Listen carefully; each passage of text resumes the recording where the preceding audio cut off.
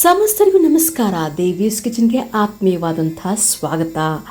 ಇವತ್ತಿನ ಕಿಚನ್ನಲ್ಲಿ ಒಂದು special item ಮಾಡೋಣ. ಅದೇನೆಂದರೆ ಅಕ್ಷಯ ತೃತೀಯ ಇನ್ನೇನು ಬರ್ತಾ ಇದೆ. ಆ ಹಬ್ಬಕ್ಕೆ ಒಬ್ಬಟ್ಟು ಮಾಡಬೇಡ ಕಣ್ರಿ. ಸಿಹಿಯನ್ನು ಮಾಡಿ ಲಕ್ಷ್ಮೀ ದೇವಿಗೆ ನಿವೇದಿಸಿ ಸಂಪತ್ತು ಸುಖ ಶಾಂತಿ ಎಲ್ಲ ಮನೆಗೆ ಬರಲಿ ಅಂತ ನಾವು ಕೇಳ್ಕೊಳ್ಳೋಣ. ಚಾನಲ್ ನೋಡ್ತಾ ಇರೋರು ಸಬ್ಸ್ಕ್ರೈಬ್ ಮಾಡಿ ಮರೀದೆ. ಹಾಗೆ ಇಷ್ಟ ಆದರೆ ಮಾತ್ರ ಎಲ್ಲರೊಂದಿಗೆ ಹಂಚ್ಕೊಳ್ಳಿ, ಕಮೆಂಟ್ ಮಾಡಿ ಏನು ಇಷ್ಟ ಆಗಿಲ್ಲ ಅಂತ. ಇವೆಲ್ಲವೂ ಕೂಡ ನಿಮಗಿರುವಂಥ ಅವಕಾಶ, ಅದನ್ನು ಉಪಯೋಗಿಸ್ಕೊಳ್ಳಿ ಅಂತ ಹೇಳ್ತಾ ಇವತ್ತು ನಾನು ನಿಮಗೆ ಸೊಗಸಾಗಿ ಒಬ್ಬಟ್ಟು, ಸುಲಭವಾಗಿ ಒಬ್ಬಟ್ಟು, ಅದರಲ್ಲೂ ಬೇಳೆ ಒಬ್ಬಟ್ಟು ಮಾಡೋದು ಹೇಗೆ ಅಂತ ಹೇಳ್ಕೊಡ್ತೀನಿ. ತುಂಬ ಜನಕ್ಕೆ ಬೇಳೆ ಒಬ್ಬಟ್ಟು ಮಾಡೋದು ತುಂಬ ಕಷ್ಟ ಅಂತಾರೆ. ಅದರಲ್ಲೂ ಕಲಿಯುವ ಹಂತ ಇರೋರಿಗೆ ತುಂಬಾ ಕಷ್ಟ ಅನಿಸುತ್ತೆ. ಆದರೆ ಇಲ್ಲ, ಇದು ಕಷ್ಟ ಇಲ್ಲ, ಆದರೆ ಕೆಲಸ ಜಾಸ್ತಿ ಅಷ್ಟೇ. ಅದನ್ನು ನೀವು ಸರಿಯಾಗಿ ನೋಡಿಕೊಂಡ್ರೆ ಆಯಿತು. ಹೇಗೆ ಮಾಡೋದು ಅಂತ ಹೇಳ್ಕೊಟ್ಬಿಡ್ತೀನಿ, ಬನ್ನಿ ನೋಡ್ಕೊಳ್ಳಿ. ಮೊದಲಿಗೆ ನೋಡಿ, ಒಂದು ಅಳತೆಯ ಲೋಟ. ಈ ಅಳತೆಯ ಲೋಟ ನೀವು ಯಾವುದಾದ್ರೂ ತೊಗೊಳ್ಳಿ. ಆ ಒಂದು ಅಳತೆಯನ್ನು ನೀವು ನೆನ್ಪಿಟ್ಕೋಬೇಕು. ಒಂದು ಅಳತೆಯ ಲೋಟ, ನಾನಿಲ್ಲಿ ಸುಮಾರು 1/4 kg ಜಾಸ್ತಿ ಆಗೋಷ್ಟು ಬೇಳೆಯನ್ನು ತೊಗೊಂಡಿದ್ದೀವಿ. ಆ ಬೇಳೆಯನ್ನು ನೀವು ಚೆನ್ನಾಗಿ ತೊಳೆದುಬಿಟ್ಟು ಅದರ ಮೇಲೆ ಇಷ್ಟು ನೀರಿರಬೇಕು. ಆ ಥರ ಇಟ್ಬಿಟ್ಟು ನೀವು ಕುಕ್ಕರಲ್ಲಿ ಇಡಿ. ನೀವು ವಿಸಿಲ್ ಹಾಕಿರ್ತೀರ, ಅಂದರೆ ವೆಯ್ಟ್ ಹಾಕಿರ್ತೀರ, ಆದರೆ ಕೂಗಿಸ್ಬಾರ್ದು. ಸ್ವಲ್ಪ ಹೊತ್ತಾದ ನಂತರ ನೀವು ತೆಗೆದುಬಿಡಬೇಕು. ಆಗ ತೆಗೆದಾಗ ನೋಡಿ, ಈ ರೀತಿಯಾಗಿ ಬೇಳೆ ಅರ್ಧಂಬರ್ಧ ಬೆಂದಿರಬೇಕು. ಬೇಳೆ ನುಣ್ಣಗೆ ಬೇಯಬಾರ್ದು. ಕೂಗಿಸ್ಬಿಟ್ರೆ ನುಣ್ಣಗೆ ಬೆಂದೋಗುತ್ತೆ. ಅದರ ಬದಲು ಸುಮ್ಮನೆ ಮುಚ್ಚಳ ಹಾಕಿ ವೆಯ್ಟು ಕೂಡ ಹಾಕಿಬಿಟ್ಟು ಸ್ವಲ್ಪ ಹೊತ್ತು ಬಿಟ್ಟರೆ ಈ ರೀತಿ ಅರ್ಧಂಬರ್ಧ ಬೇಯುತ್ತೆ. ನೋಡಿ, ಕಾಣಿಸ್ತಾ ಇದೆಯಲ್ಲ ನಿಮಗೆ, ನೀರು ಕೂಡ ಇದೆ, ಕಟ್ಟು ಒಂಚೂರು ಬಿಟ್ಟಿರುತ್ತೆ. ಈ ರೀತಿ ಆದಾಗ ನೀವೇನು ಮಾಡಬೇಕು, ಇದನ್ನು ನೀರೆಲ್ಲ ತೆಗೆದುಬಿಡಿ, ಬೇಳೆ ಮಾತ್ರ ಇರಬೇಕು. ಅದನ್ನು ಒಂದು ಪಾತ್ರೆಯಲ್ಲಿ ಹಾಕ್ಬೋದು. ಈ ಒಂದು ತೂತು ಪಾತ್ರೆ ಅಂತಲ್ಲ, ಅದಕ್ಕೆ ಹಾಕಿ ಬಿಟ್ಬಿಡಿ. ಆ ಕಡೆ ಈ ಕಡೆ ಏನು ಮಾಡೋಣ ಅಂದರೆ, ಕೊಬ್ಬರಿ ಸಾಲಿಡ್ಡಾಗಿ ಒಂದು ಫ್ರೆಶ್ ಆಗಿರೋವಂಥ ಒಂದು ಕೊಬ್ಬರಿ ಬೇಕಾಗುತ್ತೆ, ಒಂದು ಕೊಬ್ಬರಿ ಹೋಳು. ಅದನ್ನು ಚೆನ್ನಾಗಿ ನೀವು ಪೀಸ್ ಮಾಡಿಕೊಂಡು ಈ ರೀತಿ ಮಿಕ್ಸಿಗೆ ಹಾಕಿ ಇಟ್ಕೊಳ್ಳಿ. ತುರಿತೀನಿ ಅಂತಲೂ ಪರವಾಗಿಲ್ಲ, ಆದರೆ ಮಿಕ್ಸಿಗೆ ಹಾಕಿದರೆ ಚೆನ್ನಾಗಿರುತ್ತೆ. ಹಾಗಾಗಿ ಮಿಕ್ಸಿಗೆ ಹಾಕಿಬಿಡಿ. 1 ರಿಂದ 1.5 ಹೋಳಷ್ಟು ಬೇಕಾಗುತ್ತೆ. ಚೆನ್ನಾಗಿ 2 ಹೋಳು ಹಾಕಿದ್ರು ಕೂಡ ತುಂಬಾ ಚೆನ್ನಾಗಿರುತ್ತೆ, ಏನಂದಿಲ್ಲ. ಅದಾದ ನಂತರ ನೀರೆಲ್ಲ ತೆಕ್ಕೊಂಡಿರ್ತಿಲ್ಲ ಬೇಳೆ, ಆ ಬೇಳೆಯನ್ನು ಕೂಡ ನೀವು ಯಾವುದೇ ರೀತಿಯ ಒಂದೇ ಒಂದು ಹನಿ ನೀರು ಬಳಸದೆ ಈ ಮಿಕ್ಸಿನಲ್ಲಿ ಈ ರೀತಿ ರುಬ್ಕೋಬೇಕು. ನುಣ್ಣಗಾಗಬೇಕು. ಆಗುತ್ತದು ಒದ್ದೆಯಾಗಿ ಸ್ವಲ್ಪ ಬೆಂದಿರೋದ್ರಿಂದ ಆಗುತ್ತೆ, ನೀರಿನ ಅವಶ್ಯಕತೆ ಬರೋದಿಲ್ಲ. ಚೆನ್ನಾಗಿ ನುಣ್ಣಗೆ ರುಬ್ಕೊಳ್ಳಿ. ನೀರು ಮಾತ್ರ ಹಾಕಬಾರ್ದು ಹೇಳಿದ್ದೀನಿ.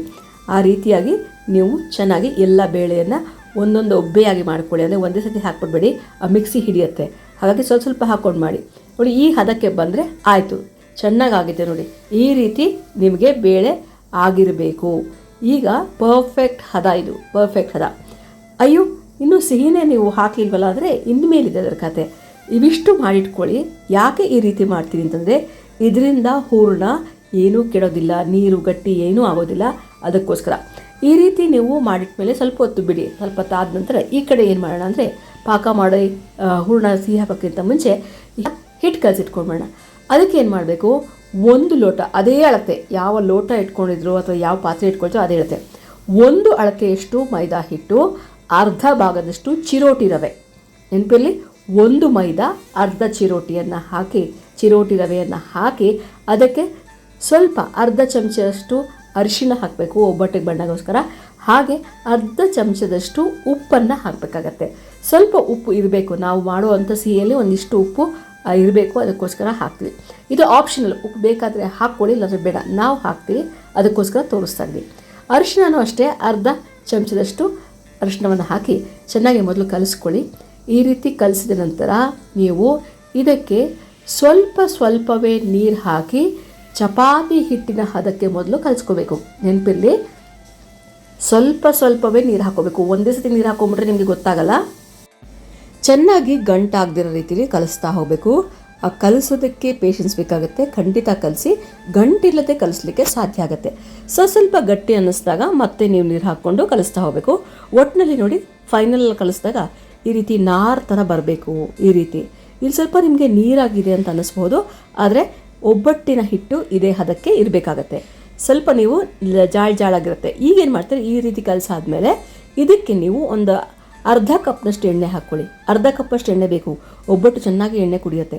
ಸೊ ಎಣ್ಣೆಯನ್ನು ಹಾಕಿ ಚೆನ್ನಾಗಿ ಇವಾಗ ನಾದಕ್ಕೆ ಶುರು ಮಾಡಿ. ನೋಡಿ, ಈಗ ಚಪಾತಿ ಹಿಟ್ಟಿನ ಹದಕ್ಕೆ ಬಂದುಬಿಡುತ್ತಲ್ವ, ಚೆನ್ನಾಗಿ ನಾದಬೇಕು. ಅದೇ ತುಂಬ ಇಂಪಾರ್ಟೆಂಟು ಒಬ್ಬಟ್ಟಿನ ಹಿಟ್ಟಕ್ಕೆ.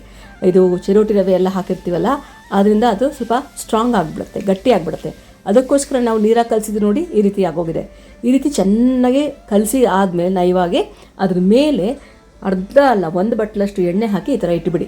ಅದು ನೆನಿಬೇಕು ಚೆನ್ನಾಗಿ. ಎಷ್ಟು ನೆನೆದ್ರೆ ಅಷ್ಟು ಚೆನ್ನಾಗಿ ಬರುತ್ತೆ. ಅಳತೆಯ ಲೋಟ ಮತ್ತೆ ತೋರಿಸೋದಿಲ್ಲ.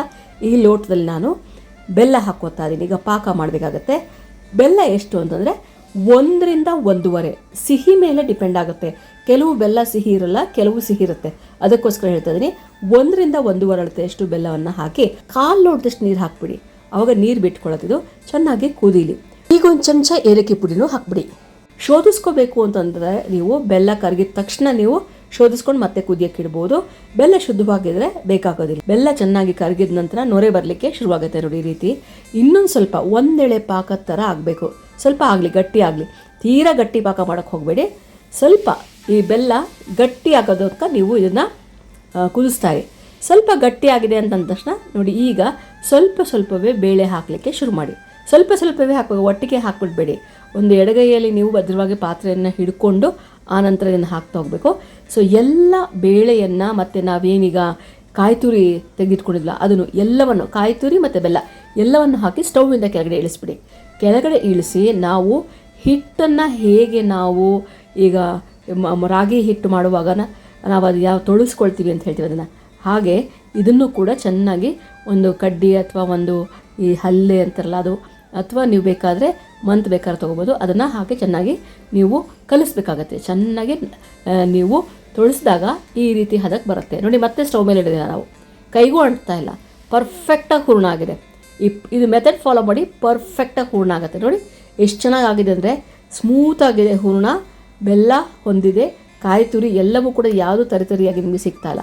ಇದಾದ ನಂತರ ನಾವೇನು ಮಾಡೋಣ, ಸಣ್ಣದಾಗಿ ಉಂಡೆಗಳನ್ನು ಮಾಡಿಟ್ಕೊಂಬೋಣ. ಏಕೆಂದರೆ ಟೈಮ್ ಆಗೋದಿಲ್ಲ. ಅದಕ್ಕೋಸ್ಕರನೇ ನೀವೇನು ಮಾಡಬೇಕು, ಉಂಡೆಗಳನ್ನು ಮೊದಲೇ ಮಾಡಿಟ್ಕೊಳ್ಳಿ. ಪ್ರತಿ ಸತಿ ಕೈಯಲ್ಲಿ ನಾವು ಉಂಡೆ ಮಾಡಿಕೊಂಡು ಹಿಟ್ಟು ತುಂಬಿ ಮಾಡೋದು ಲೇಟ್ ಆಗುತ್ತೆ. ಅದಕ್ಕೆ ಒಟ್ಟಿಗೆ ರೆಡಿ ಮಾಡ್ಕೋಬೇಕಾಗತ್ತೆ. ಎಷ್ಟಾಗುತ್ತೋ ಅಷ್ಟು, ಅಟ್ಲೀಸ್ಟ್ ಸಾಧ್ಯವಾದಾಗ 10 ಮಾಡಿಟ್ಕೊಳ್ಳಿ. ಈ ರೀತಿ ಇಷ್ಟು ಸೈಜು ಸಾಕಾಗುತ್ತೆ. ನಿಮಗೇನಾದರೂ ತುಂಬ ಅಗಲಕ್ಕೆ ದೊಡ್ಡದು ಬೇಕಾದರೆ ಇನ್ನು ಸ್ವಲ್ಪ ಜಾಸ್ತಿ ಮಾಡಿ. ನೆನಪಿರಲಿ, ಈ ಹಿಟ್ಟೇನು ತೊಗೋತೀರಾ, ಸಾಮಾನ್ಯವಾಗಿ ಅಡುಗೆ ಭಟ್ರೆಲ್ಲ ಹೀಗೆ ಮಾಡೋದು. ಕೈಯಲ್ಲಿ ತೊಗೊಂಡು ಈ ಕೈಯನ್ನು ನಾವು ಹೆಬ್ಬೆರಡು ಇವೆರಡು ಒಟ್ಟು ಮಾಡಿದಾಗ ಮಧ್ಯದಲ್ಲಿ ಏನು ಬರುತ್ತೆ ಅಷ್ಟು ಹಿಟ್ಟು ಸಾಕಾಗತ್ತೆ ಒಂದು ಒಬ್ಬಟ್ಟಿಗೆ. ಹಿಟ್ಟು ಕಡಿಮೆ ಇರಬೇಕು, ಹೂರ್ಣ ಜಾಸ್ತಿ ಇರಬೇಕು. ಆದರೆ ಹಿಟ್ಟು ಹೇಗಿರಬೇಕಂದರೆ ಹೂರ್ಣವನ್ನು ಸಂಪೂರ್ಣವಾಗಿ ಅದು ಮುಚ್ಚೋ ಥರ ಇರಬೇಕು ನೋಡಿ. ಈ ರೀತಿಯಾಗಿ ಮುಚ್ಕೊಂಡು ಕಣಕ ಮಾಡ್ಕೋಬೇಕಾಗತ್ತೆ. ಮಾಡಿಕೊಂಡಾದ ನಂತರ ಇದನ್ನು ಕೂಡ ಅಷ್ಟೇ ನೀವು ಒಟ್ಟಿಗೆ ಒಂದು 10 ಮಾಡಿಟ್ಕೊಂಡ್ಬಿಡಿ. ಅವಾಗ ಸರಿ. ಹೂರ್ಣವನ್ನು ಇದರಲ್ಲಿ ತುಂಬೋದು ಒಂದು ಕಲೆ, ಮಾಡೋದು ಒಂದು ಕಲೆ. ಅವೆಲ್ಲವನ್ನು ಮಾಡ್ತಾ ಅಭ್ಯಾಸದಲ್ಲೇ ಬರಬೇಕೇ ಹೊರತು ಒಂದೇ ಸತಿ ಬರೋದು ಸ್ವಲ್ಪ ಕಷ್ಟನೇ ನೋಡಿ. ಈ ರೀತಿ ಸ್ಮೂತಾಗಿದೆ. ಇವಾಗ ಹಿಟ್ಟು ಸ್ಮೂತಾಗಿದೆ ನಮಗೆ, ಹಾಗೆಯೇ ಕಣಕ ಹೂರ್ಣ ಕೂಡ ಸ್ಮೂತಾಗಿದೆ.